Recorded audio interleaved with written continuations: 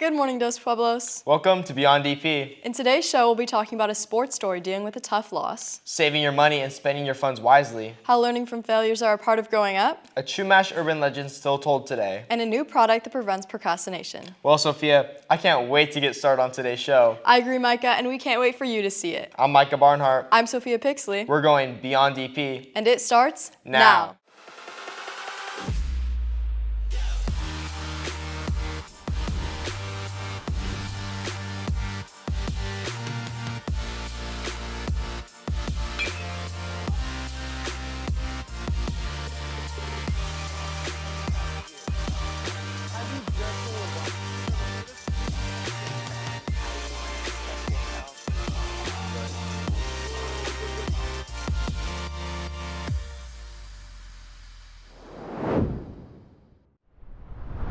Our DPNews teams competed in the Student Television Network competition, the STN Challenge. Students were given a prompt specific to each contest entry and had 5 days to complete their video. Our sports story entry features a heartbreaking defeat in the CIF finals for one special DP team. A loss that still sticks with players and coaches nearly a year later. DP reporters Towns Widger, Stephen McElroy, Lucas Trexler, and Josh Conheim bring us that story.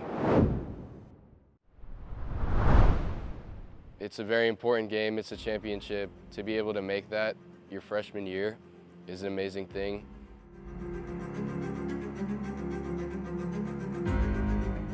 Well, we had a game plan going in, knowing that one of our key players was going to have to play at both ends of the pool, both defensively and offensively. A couple other seniors contributed in that first half, but I think St. Marcus adjusted really well in the second half, and we weren't able to create as many offensive opportunities as we had in the first half. We were feeling pretty confident. It was good to hold a lead, but in some aspects, I think that killed us too, having too much confidence. There was a bit of surprise to see how successful the first half had been. We had felt pretty good about getting one of their players in foul trouble. One of their starting 2-meter player got in foul trouble early in the first half. The student section and the fans were a big aspect of that. We had it at our home pool. The DP fans were going crazy. The SM fans were going crazy. It was a lot of emotion from all the fans. You know, I was still very proud of the team. I thought we put up a good fight. I thought they did a really good job staying composed, even with the emotions in the game. I feel like that's a really good learning experience for the underclassmen of our team. It was definitely a lot of sadness from the team. It's rough to think about losing the championship game. They got a lot of experience out of it, so I was really happy that we were able to make it that far and give everyone an opportunity to play in an atmosphere like that. And in retrospect, I think it was just exciting to be able to play in that atmosphere at our home pool and a CIF final game. A tough loss that still lingers, but a reminder to the passion and dedication it takes to compete at the highest level. Our DP News teams competed in another national PSA competition about saving money while having fun. With that prompt, DP News reporters Grant Nelson, Tyler McCutcheon, and Micah Barnhart bring you the importance of saving your money.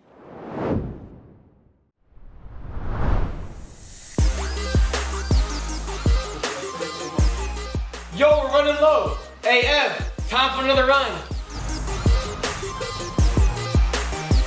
So 22 and 11 cents. Oh, sorry, your card is declined because you had card payment 622. Dang, man. Guess we gotta learn how to save. If you don't want to end up like us, brah, make sure you spend your money on things you really need and enjoy the party of life. Looks like the party comes with a price. That's right, Sophia, but you can't put a price on a good time, right? Next up, failure. It's something we all try to avoid, but it might actually be the key to success. In this commentary, DP News reporters Michael Nuno, Rocky Tillman, Jonathan Harling, and Diego Marin explore how setbacks can be stepping stones to personal growth. Falling short of our own expectations, whether it's academically or socially, we've all been there. And it's completely fine because our mistakes are not the enemy. Mistakes can teach us more about ourselves than our own successes ever will. We learn way more from what goes right than what goes wrong. Do not let fear hinder your ability to learn from your mistakes, as listening to feedback is key because it shows you're open to growth, which is an important part of maturing. Based on our anonymous survey, 11 out of 12 high school students believe that listening to feedback and reviewing their mistakes helps them become better people. Academically, 100% of the responses we received agreed to that, and after reviewing the feedback, they noticed improvement when retaking quizzes and tests. And it's not just about academic improvement. Social feedback plays a huge role in how we grow.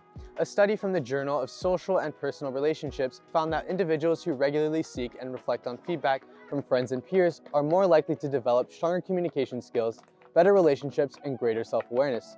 In fact, when we listen to those around us, we're more likely to make positive changes in our behavior, whether it's in the classroom, on a sports team, or within our own friendships. So remember, failure is not the end. It's a chance to grow, learn, and improve by embracing mistakes and actively seeking feedback, both academically and socially, so we can turn setbacks into stepping stones. After all, it's through those moments of challenge that we become the best versions of ourselves. Reporting for STN, I'm Michael Nuno. Failure might not be easy, but it's often the first step towards something greater. From growth through failure, we now turn to a story filled with mystery. Another STN challenge entry with the prompt, it's an urban legend, or is it? DP News reporters Luke Knight, Natalie Zabinden, Nate Vincent, and Sophia Pixley shared the Shumash urban legend of the Rainbow Bridge, an ancient tale still told today. The legend of the Rainbow Bridge has captivated imaginations for generations. Rooted in Native American Chumash tradition, it tells of a shimmering arch connecting the Channel Islands to the mainland, a pathway said to bridge not only land, but boundless opportunities for generations to come. Santa Cruz Island particularly was established by people who were hatched from the seeds of a so-called magic plant, a chillicothe vine, and the seeds were transformed into people. And so the first people lived on the Channel Islands, and they were very happy there, but eventually it got kind of crowded. And the Earth Goddess looked down upon them and said, "You guys are making so much noise, you're keeping me awake at night. Some of you are going to have to leave." So she figured out how to create a rainbow that was a bridge from Santa Cruz Island to a peak on the mainland. And she told the people, okay, you want to cross the Rainbow Bridge and it will take you to the new land, but you have to be really careful not to look down because they're crossing over the ocean. So people got all their stuff together and began trekking across the bridge, and everything was fine, but some people couldn't resist looking down, and it was a long way down to the ocean. So they lost their balance and fell into the sea. But the Earth Goddess took pity on them and changed them into dolphins. And so after that, the Chumash always said that the dolphins are our brothers. But within the story lies some truth. I mean, there's this Chumash belief, this Chumash story, but there are correlations with what we as scientists believe actually happened too. You know, it's interesting to see these two different viewpoints coming to the same result. Urban legends, true or not, hold a strong influence in cultures today, connecting past to present. But my great uncle wrote, told it to my mother, and then my mother put it down in paper, her and John Peabody Harrington. And it's basically how we came to be here on the mainland. Chumash culture is like, I'd have to equate it to my soul. That's who I am. I know who I am now. Finally, at 86, I know who I am. Well, I don't like the word urban legend. We'll call them stories. I was raised on stories, by the way. It taught me, believe it or not, never to lie, never to steal. That's how we were all raised. That's how Indians raise their children. Yeah, that's the importance of those stories. We live by ours. At least I live by mine. No matter what you believe, these stories are truly a centerstone in culture today, teaching morals to last generations. For DP News, this is Sophia Pixley reporting. A compelling story on a legend that still sparks curiosity today. DP, are you like me and catch yourself feeling overwhelmingly tired at school? Well then, you're in luck as we announce a new energy-inducing product. DP News reporters Sam Blakely, Alex Gardner, Everett Womack, and Sayla Blackwell launched this new creation. Do you suffer from procrastination? Try a Sprempic today. The new hourly pill that increases your productivity, mental health, physical health, and desire to reinstate the Holy Roman Empire. All in one coffee bean-sized pill. Side effects may include headaches, vomiting, excessive eye contact and vibrations, engine knocking, death, increased urges to restore the Holy Roman Empire, and occasional spontaneous combustion. Talk to your doctor if you have any pre-existing medical conditions, such as a deep emotional attachment to your couch.